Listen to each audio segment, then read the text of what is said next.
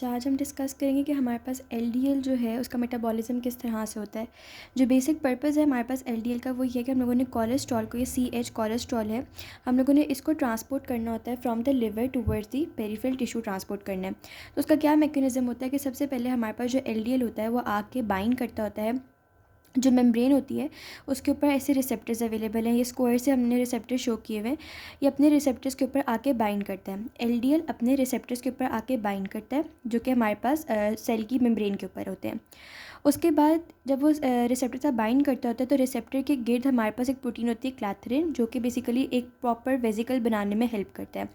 जब एलडीएल आके from the liver towards the periphery आता है, रिसेप्टर से बाइंड करता है और क्लैथरिन उसको सराउंड कर लेता है, तो एक पूरा का पूरा हमारे पास एंडोसोम बनने शुरू हो जाता होता है या एक वेजिकल बनने शुरू हो जाता है। ये दो वेजिकल इसलिए हम लोगों ने शो किए क्योंकि यहाँ पे भी यही चीज़ हो रही है, इधर से एक और वेजिकल आ रहा है, इधर से भी एक और वेजिकल आएगा, तो हमारे पास ये जो है वेजिकल्स बनने शुरू हो जाते हैं।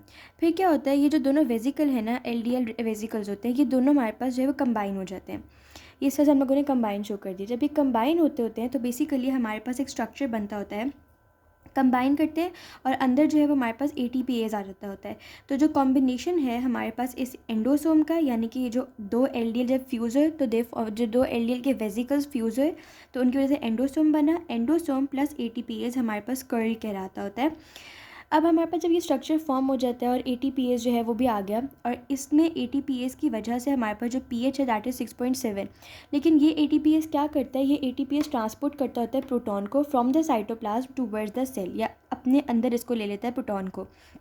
जब प्रोटॉन अंदर आता है तो एज ए रिजल्ट जो पीएच होती है वो हमारे पास 6.5 से, सही बात है, ड्रॉप हो जाएगी और वो 6.5 से 4.5 हो जाती होती है।